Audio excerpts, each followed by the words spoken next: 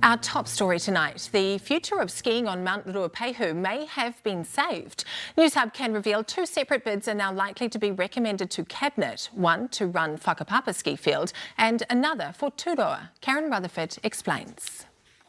The weather gods were smiling on Mt Ruapehu today, and locals too, on tenterhooks for months, finally have certainty with news that MB has chosen not 1 but 2 bidders to run a ski field each. Yeah, we're rapt, absolutely rapt.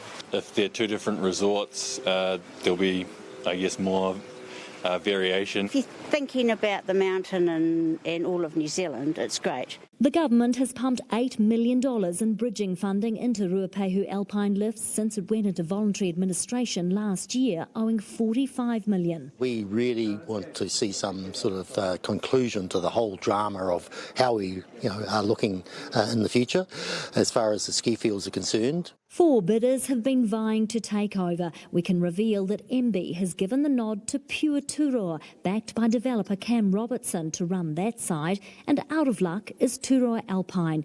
Whakapapa will likely be taken over by a private equity firm with links to South Island businessman Tom Elworthy and Ruapehu Alpine Lifts former boss Dave Maisie. But the Ski Fields Stakeholders Association, who wanted to crowdfund for both fields, is out in the cold. They've come in with a big chequebook and just said to MB, here's some money, and MB have gone, oh yeah, that'll do.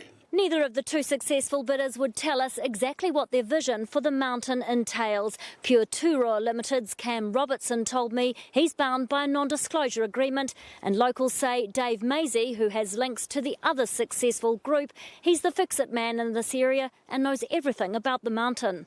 Business owners and those who rely on the crowds this mountain brings are over the moon that both groups have passionate locals in their ranks. We'll still see management of a different style than what we've ever seen before, and I think an entrepreneurial sort of take on it, but a hometown take as well. They will both be obviously open up a bit of healthy competition, and which will mean that they'll both be pushing for earlier open dates and obviously later closing dates. With season passes on hold and creditor meetings still being put off, not everyone is happy. Sam Clarkson represents the 14,000 Life Pass holders, and his group, like iwi, says MB never gave them a look in. One of the creditors, MB, has taken over the process and is running it on their own time, on their own agenda, and speaking to only who they want to speak to. Winter is just around the corner, so will the new successful bidders be able to turn both ski fields around in time? No, the boys are doing final line testing at Whakapapa.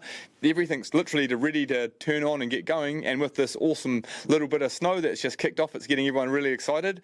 The main bit that's going to take a bit of sorting out is the guys sitting in the back room signing paperwork to decide who's the boss. But the devil will be in the detail, and that's one for Cabinet. Karen Rutherford, Newshub.